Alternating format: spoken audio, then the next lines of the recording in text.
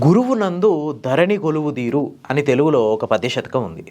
ఒక మంచి గురువు మీకు విశ్వాన్నే పరిచయం చేస్తాడు. ఒక భారతీయ సంస్కృతిలో మాత్రమే కాకుండా ప్రపంచవ్యాప్తంగా దాదాపు అన్ని సమాజాలలో గురువుకు ఒక విశిష్టమైన స్థానం ఉంది. మనం చేసే వృత్తి ఏదైనా సరే ఆ విద్యని మనం ఒక గురువు నుంచి నేర్చుకోవాల్సిందే. మనం అవతార పురుషులుగా చెప్పుకునే రాముడు, కృష్ణుడు లాంటి వ్యక్తులకు కూడా గురువు ఆవశ్యకత అనేది ఏర్పడింది. ప్రపంచంలో ఏ వ్యక్తి అయినా తన తల్లిదండ్రుల ముందు ప్రణమిల్లుతాడు. కానీ ప్రపంచాధినేతలు కూడా వాళ్ళ తల్లిదండ్రుల తర్వాత వాళ్ళతో ఎలాంటి సంబంధం లేని ఒక వ్యక్తి ముందు ప్రణమిల్లేది ఎప్పుడు అంటే గురువు ముందు మాత్రమే. అందుకే గురువుకు అంత గొప్ప స్థానం ఉంది. ఇలాంటి ఒక ముగ్గురు ఉన్నతమైన గురువులు $1 మిలియన్ గ్లోబల్ టీచర్ ప్రైజ్కి ఎంపికయ్యారు మన భారతదేశం నుంచి. ఇంతకు వాళ్ళెవరు, ఏం చేస్తుంటారు, ఎక్కడోళ్ళు, వాళ్ళు ఏం సాధించి ఈ టాప్ 50లో షార్ట్ లిస్ట్ అయ్యారు, వాళ్ళ ప్రత్యేకతలు ఏందో ఈ వీడియోలో చూద్దాం.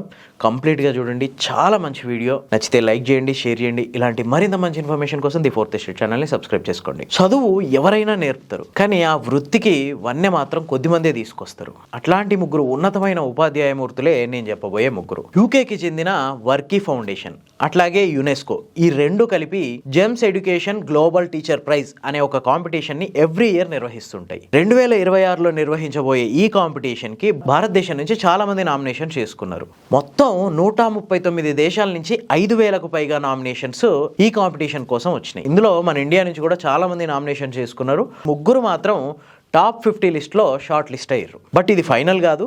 వీళ్ళలో నుంచి 10 మందిని ఎంపిక చేసి ఫైనలైజ్ చేస్తారు. వీళ్ళకి మాత్రం ఈ $1 మిలియన్ ప్రైజ్ మనీ వస్తుంది. ఈ నామినేషన్ల నుంచి ఇండియాకి చెందిన రూబల్ నాగి, సుధాంశు శేఖర్ పాండే, మెహరాద్ ఖుర్షీద్ మాలిక్ అనే ఒక ముగ్గురు టీచర్లు ఎంపికయ్యారు. ఈ గ్లోబల్ టీచర్ ప్రైజ్ అనేది అత్యుత్తమమైన ఉపాధ్యాయ పురస్కారంగా పేరొందింది. ఈ ప్రైజ్ కనుక గెలుచుకుంటే $1 మిలియన్ ప్రైజ్ మనీ ఈ విజేతలకు వస్తుంది. అంటే మన ఇండియన్ కరెన్సీలో 8 కోట్ల రూపాయలు. ఈ మొత్తాన్ని సామాజిక అభివృద్ధి కోసం, విద్యాభివృద్ధి కోసం వీళ్ళు ఇప్పటికే ఏదైతే పాటుపడుతున్నారో వాటిని మరింత బలోపేతం చేయడానికి యునెస్కో హెల్ప్ చేస్తుంది ఈ డబ్బులు ఇచ్చి. ఇందులో ఫస్ట్ సుధాంశు శేఖర్ పాండే. ఈయన మీరట్లోని కేఎల్ ఇంటర్నేషనల్ అనే ఒక స్కూల్లో సోషల్ టీచర్. ప్రాజెక్ట్ వర్క్ తరహాలో పిల్లలతో అభ్యాసం చేయించడం, కళల గురించి సమగ్ర బోధన, ఇనిషియల్ స్టేజ్లోనే అంటే స్కూల్ ఏజ్లోనే టెక్నాలజీని యూజ్ చేసుకొని ఎట్లా చదువుకోవాలి అనే విషయాన్ని ఈయన పిల్లలకి చాలా చక్కగా బోధిస్తున్నారు అనమాట. అంతేకాదు యోగాని ఈయన టీచింగ్లో ఒక భాగం చేసిండు. ఇట్లాంటి పద్ధతుల వల్ల ఆయన స్టూడెంట్స్ చాలా మంచి రిజల్ట్స్ రాబడుతున్నారు. అంతేకాదు పుహార్ అనే ఒక ఎన్జిఓని స్థాపించిండు. దీని ద్వారా బలహీన వర్గాల పిల్లలకి, పేద పిల్లలకి విద్య చేరువయ్యేలా కృషి చేస్తున్నాడు. అందుకే ఆయన ఈ టాప్ 50 లిస్ట్లో షార్ట్ లిస్ట్ అయ్యిండు. నెక్స్ట్ మెహరాద్ ఖుర్షీద్ మాలిక్. ఈయనది కాశ్మీర్. ఈయన 10 ఏళ్ల కిందటి వరకు కూడా మైక్రోసాఫ్ట్లో ఒక సాఫ్ట్వేర్ ఇంజనీర్.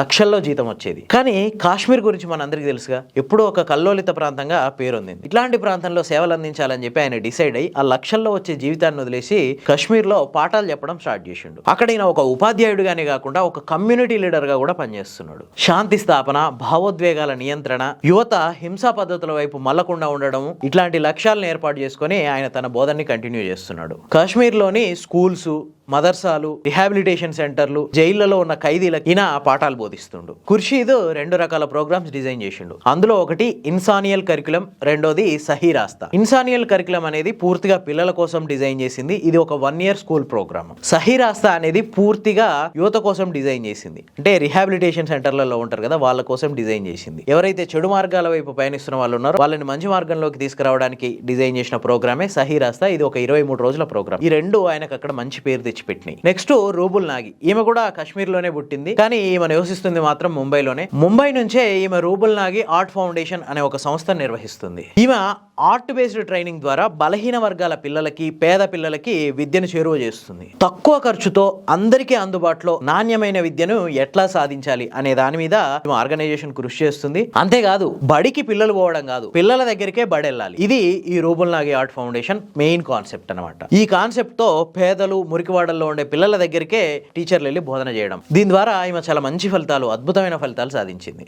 అంతేకాదు మిసాల్ ముంబై, మిసాల్ ఇండియా ఇట్లాంటి ప్రోగ్రామ్స్ ద్వారా కళలు, విద్య, పరిశుభ్రత, సమాజాభివృద్ధి ధ్యేయంగా ఈమె పనిచేస్తుంది. ముంబై చుట్టుపట్టున్న 100కు పైగా గ్రామాల్లో ఈమె ఈ కార్యక్రమాలను అమలు చేస్తుంది. అక్కడ పేద బలహీన వర్గాల ప్రాంతాల్లో రూబుల్ నాగి టీచర్ అంటే తెలియని వాళ్ళు ఉండరు. అయితే వీళ్ళు ముగ్గురు ఎంపికైంది టాప్ 50 షార్ట్ లిస్ట్ లో మాత్రమే. ఇది ఫైనల్ కాదు. ఈ 50 మంది నుంచి మరో 10 మందిని షార్ట్ లిస్ట్ చేస్తారు. వీళ్ళే ఫైనల్ విజేతలు. ఈ టాప్ 10 విజేతల పేర్లని 2026 ఫిబ్రవరిలో దుబాయ్ లో జరిగే వరల్డ్ గవర్నమెంట్ సమిట్స్ లో అనౌన్స్ చేస్తారనమాట.